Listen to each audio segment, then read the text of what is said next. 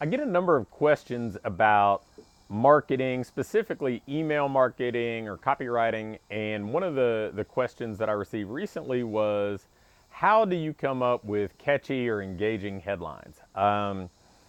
Now, I will tell you that I probably have a little bit different perspective on headlines than a lot of people. I think a lot of people in the internet marketing world, in the email marketing world, think of headlines as this really separate entity that you have to have something that's almost clickbaitish to get somebody to engage. And yes, that works, but so much of what we work on together on, of what I teach or what I believe in philosophically is about relationship marketing. And I think it is kind of disingenuous to have a headline that, yeah, it gets you to open. It's kind of clickbait like, but when you open the email, it doesn't really connect with what you're sharing in the email, maybe what you're promoting, what you're teaching. And frankly, I'd rather have a little bit lower open rate and much more engagement in the email and much greater trust in the email. I think that over time, that's how you build a healthier, more sustainable business. But let me give you 6 different kind of ideas for headlines that you can use. And frankly, if you want to kind of breathe some life into something you've already created, you can kind of tweak a headline or maybe retool it, and it still fits with the overall message, but it gets somebody interested in a way that maybe a previous headline didn't. So the first type of headline is pretty much common sense. It's how to make more money, how to lose weight, how to keep your nutrition in check over the holidays, anything where you're giving somebody a specific benefit. You're teaching them how to accomplish a specific task. That's an easy headline where somebody essentially knows what they're getting into when they open or when they scroll down the page. So how-tos are kind of tested and true, and they're going to be effective pretty much any time you're going to use them. The second one is going to be leading with something like a number, using a number either as the first piece of the headline or somewhere in the lead of the headline, because it's going to add some specificity, right? People like lists. People like specific numbers, specific benefits. That's why losing 20 pounds in 6 weeks was a much more powerful hook as a transformation challenge than just, hey, here's our 6-week transformation challenge, because there is a specific benefit that's involved.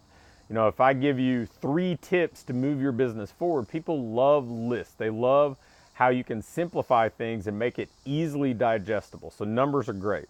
Third, along those same lines, anything where you can get into specifics, right? Anything where you get past generalities. If I'm going to be talking about,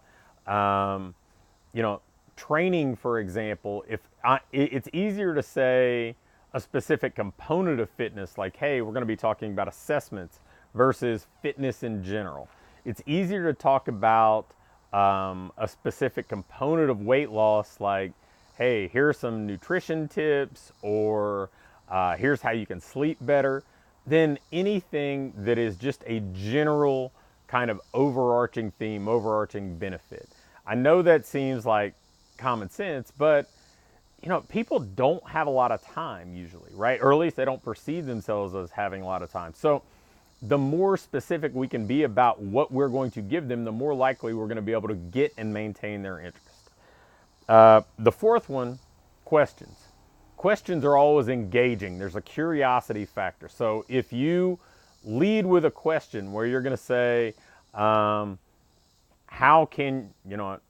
do you do X? Or, even kind of maybe thinking about it in a past tense, how did a fitness business owner increase their revenue by $50,000 last year?